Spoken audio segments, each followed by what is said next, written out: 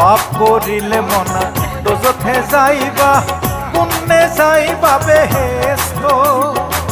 কান্দে দুই মুহুরি লেখন কাজে, সদাই আছেন তারা ব্যস্ত। তুমি পাপী হইলে মনা, তুমি পাপী হইলে মনা, তোমার পক্ষে সালিশ পাইবা না। হাইরে জীবন হইলে মরণ, কবরে শুইতে গেলে বালিশ পাইবা না।